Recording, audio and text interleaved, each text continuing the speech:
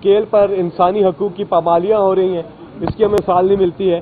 آزادی صحافت پر جس طرح سے حملے ہو رہے ہیں، تابڑ توڑ حملے ہو رہے ہیں، اور میڈیا کے ساتھی آپس میں یکجہتی دکھا رہے ہیں، یہ خوشائن بات ہے، لیکن حکومت کی طرف سے تو پوری طرح سے جو ہے آزادی صحافت، آزادی رائے پہ فل جو تابڑ توڑ حملے ہو رہے ہیں۔ تیسری چیز کانسٹیٹیوشن سے ہٹا جا رہا ہے، اور چوتھی چیز عدلیہ پر حملہ آور ہے۔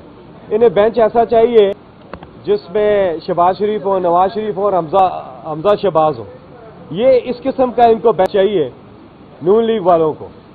الیکشن رائے فرار اختیار کر رہے ہیں، بھاگ رہے ہیں، عوام میں آ نہیں سکتے، اس قابل نہیں ہے۔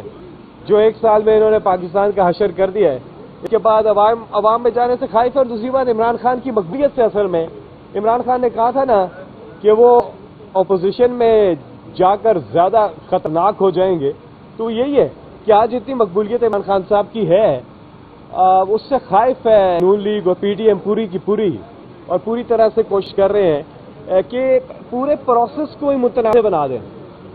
آئین میں کلیئرلی لکھا ہوا ہے ایکشن کا، اور چیف جسٹس صاحب آپ کے ساتھ پوری قوم ہے۔ چیف جسٹس صاحب سپریم کورٹ آف پاکستان کے تمام ججز کے ساتھ پوری قوم کھڑی ہے پاکستان کی، ایک ایک جج کے ساتھ۔ کوئی تفرق نہیں کرنا چاہیے، تقسیم نہیں کرنی۔ بہت تقسیمیں پاکستان میں پہلے ہی، ہمارے حکمرانوں نے پہلے ہی کافی تقسیمیں کی ہیں پاکستان میں۔ امیر غریب کی تقسیم، لیول برابر نہیں ہے نا یہاں پر۔ پھر یہاں پہ ذات پات لسانی تقسیم، ہر لحاظ سے تقسیم کرنے کی کوشش کی گئی ہے۔ کسی کو لبرل، کسی کو فنڈامنٹلسٹ بنا کر تقسیم، ہر جگہ تقسیم۔ اب عدلیہ میں بھی تقسیم لانے کی ایک سازش ہو رہی ہے، کوشش ہو رہی ہے، لیکن پوری قوم جو ہے وہ متحد ہے، وہ سپریم کورٹ آف پاکستان کے ساتھ کھڑی ہے۔